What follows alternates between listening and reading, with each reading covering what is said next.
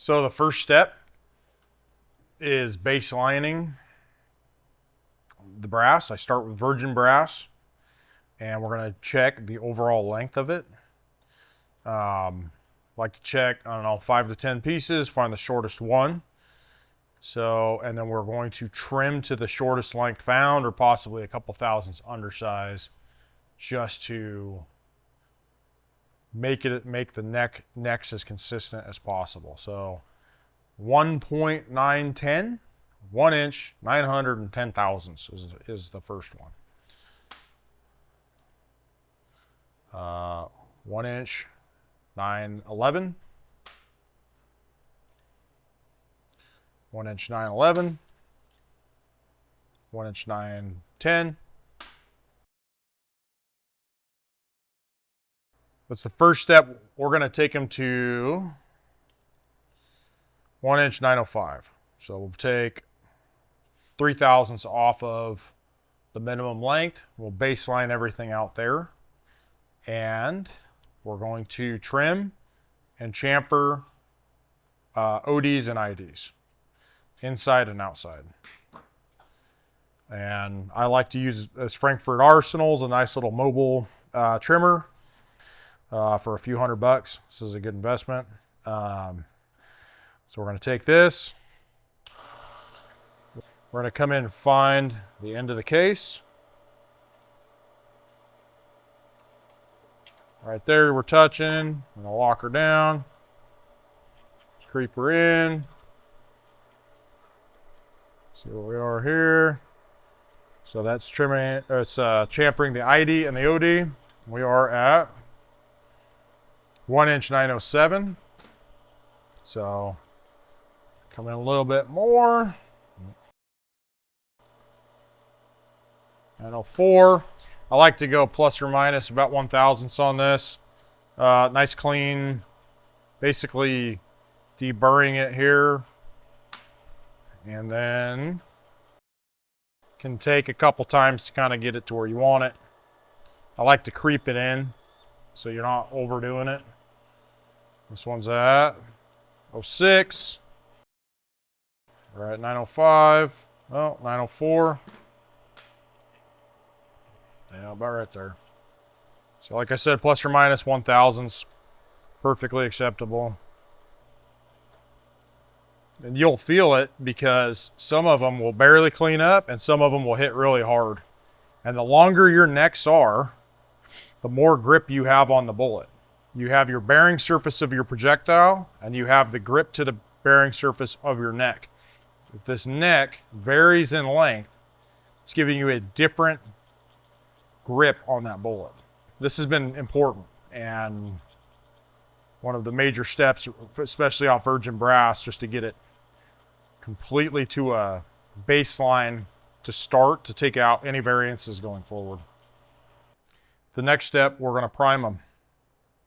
This is a 6.5 Creedmoor, Starline brass, large rifle primers, and large primer pockets, not the small rifle. For an R&D purpose for us, this has been perfectly adequate to get by for good data, and especially when you go through this process of trimming and prepping the brass, we've had really good results. So I use this Forester primer sheeting tool. Seems to work really well. I don't get shallow pockets.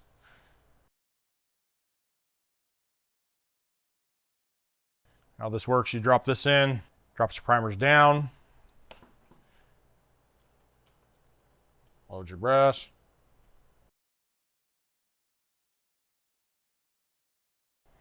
Nice flush to the back.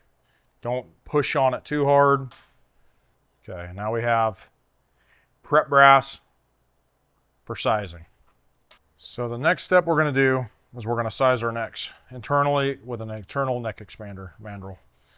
This is one we make. It seems to do really well. Radiused on the end so you don't crush the mouths of your case.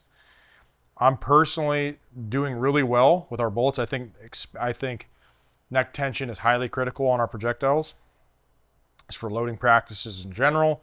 I'm running a 283.5, and part of this is just to fight spring back. So as your neck This material, springback, is it has memory in it, and it returns to size. So you may not get exactly what you want with a 283 or 282. Sometimes going up, sometimes a 283 is going to be perfect for you, gives you the perfect neck tension you want, because it doesn't, the springback on the brass is not overwhelming enough to where you're not getting the proper neck tension. I personally have been running the 283 5s. I've been running half size under on most of my sizing. And that would be like, so 223, so 224 projectile, 223 5, 257 would be 256 5, 264 would be 263 5, and so on and so forth. And I have seen the extreme spreads and SDs on velocity be cut way down, and you can mess with this also, fine tune this, but the 283 5, the half thousandths under on this has been working really well. So put a little lube on there, put it in here. Actually, what we'll do here, we're going to drop this. We're going to grab prime brass. We're working on a 7 PRC. And I'm going to bring this all the way up to the point that this case is touching.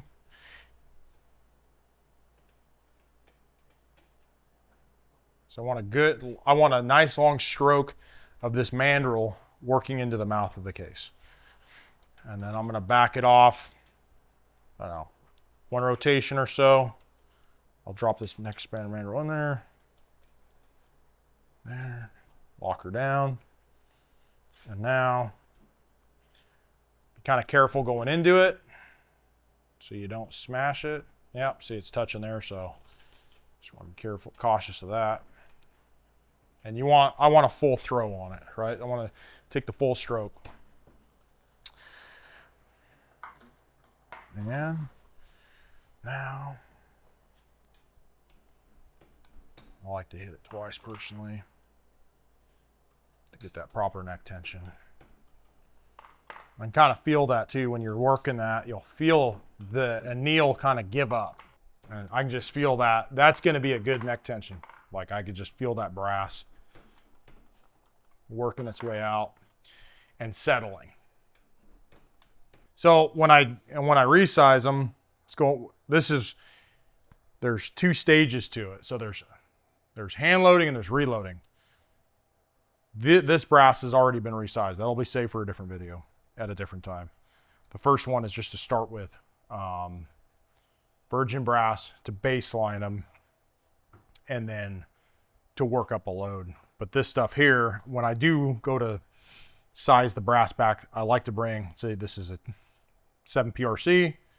It's 284 bullet projectile diameter. I'm going to bring it down to 280, and then I'm going to re-blow it out to 283, 283 5.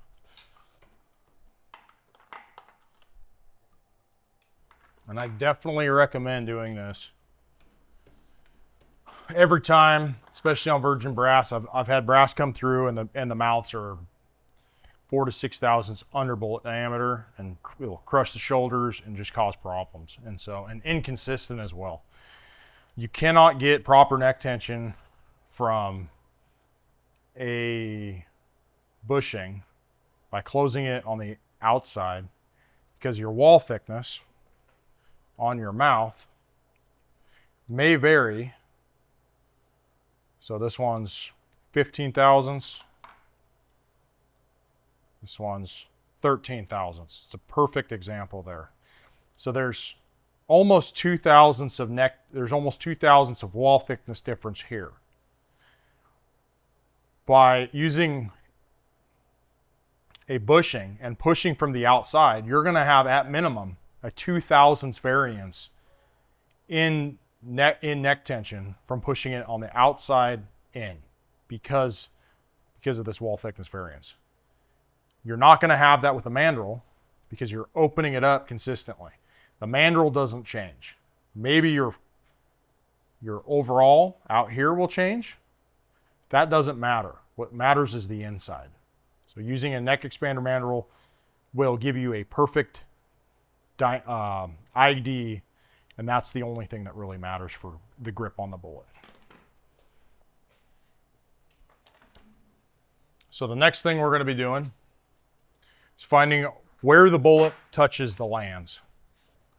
We're going to use a Hornady lock and load cartridge overall length gauge.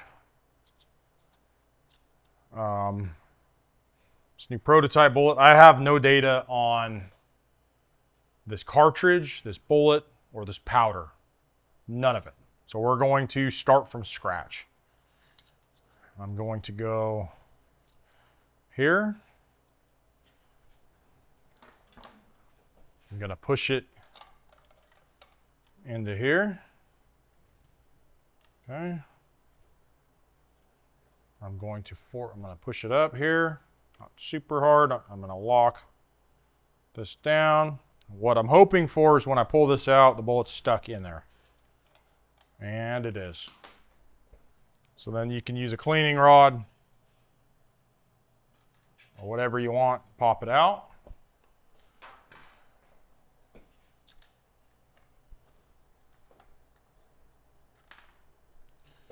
We're going to push it on here.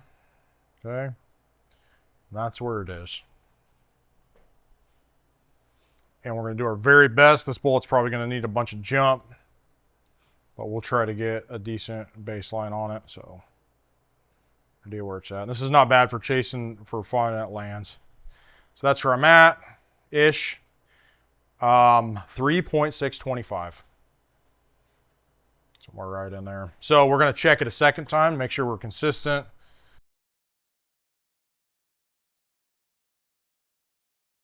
Very similar, same thing. 3.625. That's going to be our cartridge overall length to the lands right there. So we're going to start a profile for this. 7PRC, 7mm Proto, cartridge overall length is 3.625 to lands. And now we're going to find a powder. This is not recommended low data, but personally for me, I'm going to start at 68.5 grains of H1000. So now we're going to start 3.625 Federal Magnum primers, H1000. For loading, you don't have to have one of these big, high cost dispensers. I've done really well with just like this. These are very consistent. You can set them. And if you're only loading enough for hunting, getting into hand loading, I think like this is a great option. I loaded hundreds of rounds off of thousands of rounds growing up when I was a kid off this, and it did fantastic. So this one saves a lot of time, very accurate.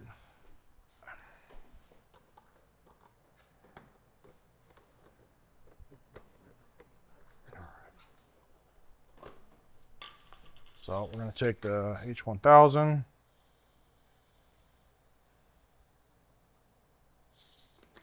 Hopefully H1000 works.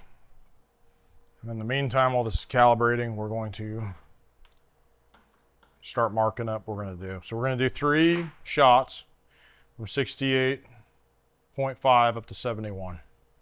I think that's a good pocket window to see. We'll see. So 68.5. 1, 69.5. And I'll do 3 up. I'm going to load some under. It's a new barrel. So we're actually going to underload some too to get it on paper, and just kind of, there's nothing you can do in my opinion in like the first 10 shots on a new barrel. Just shoot down 10 shots, get them clean, or clean out that barrel. And then we got to go into the break-in process as well. But that'll give me a good enough idea to get a good solid, what I'm looking for is a break-in load on this barrel, where it's a performing load that I can go hunt with and test and work on the gun, but also wait till the break-in period's done.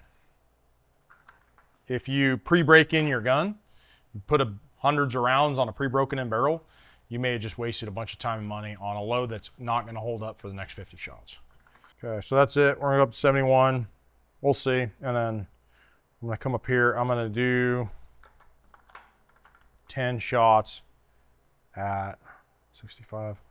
Let's just go to like a clean 66. There's 10 there. That'll be enough to like get some through the gun, zero the rifle, and then give us a good point to where we're comfortable moving forward with an actual load development. We're gonna go 66 grains. We're gonna work up these. Okay. Now we're gonna try to find our cartridge overall length, and I'm going to start 100 to 150 thousandths off.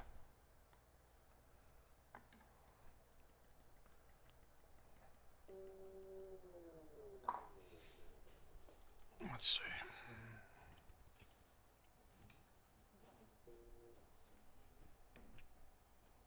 Not just.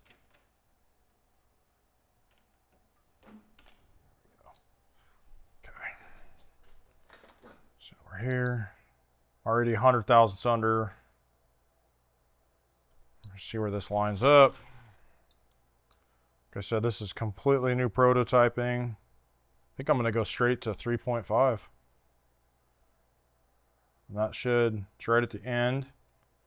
It's a decent amount of grip on the bullet. So I'm at 3.510.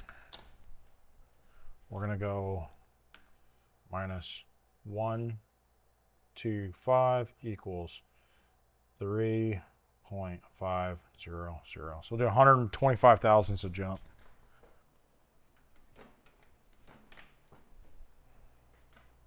Our projectiles are so precise, so accurate, you don't need to measure off of the lands. You can if you want, but that seems to stack tolerances, and I wouldn't do it. I personally check everything directly off the tip. So the cartridge overall length is 3.5. That's what we're going to go with.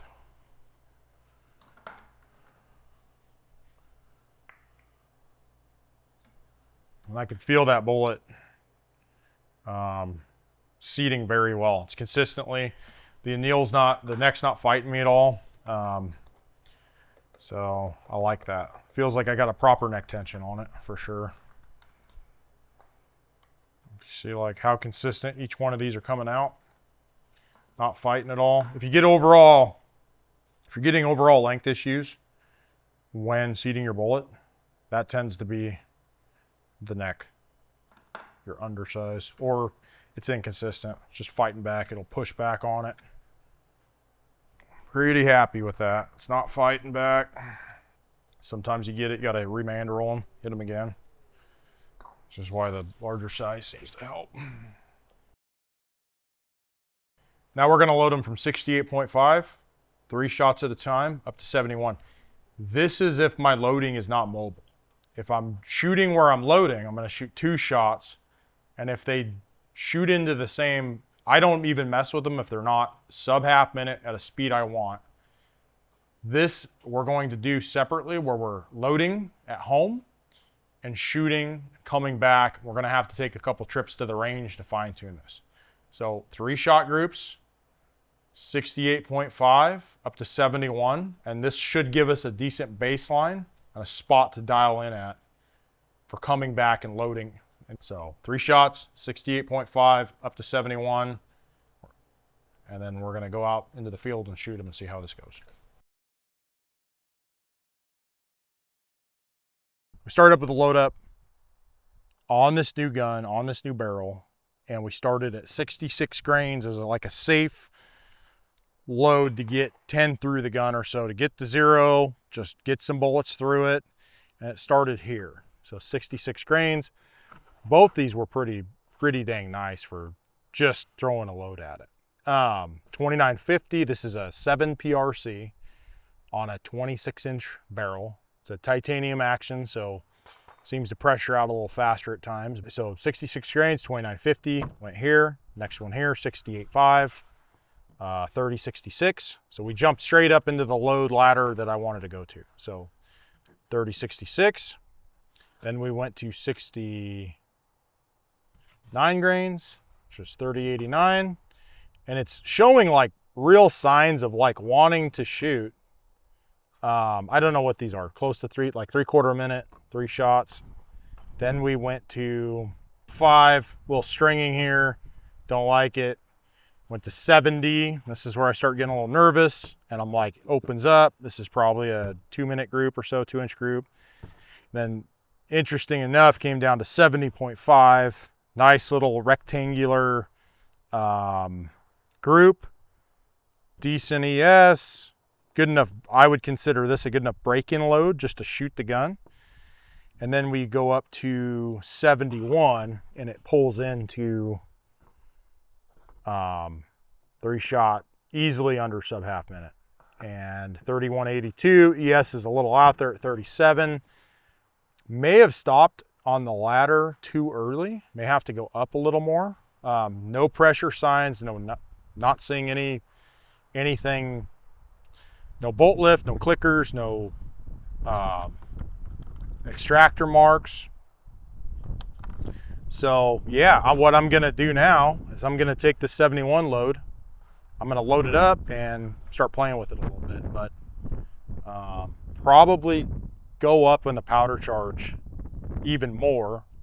That being said, probably just start getting this barrel broken, and so far so good. Yeah, I don't know if you get a never this new powder, new bullet, new cartridge combination, never done it before, and this, like, to me is outside of the ES being out there a little bit, which could be, it's hot day and at the end of the groups, easily going to show some really good signs of being an accurate, precise shooting rifle. So probably going to have to be back up. I'm going to start working on it here and start shooting it at range, see what happens cold. But 3182, ES at 37, 71 grains of H1000. So happy.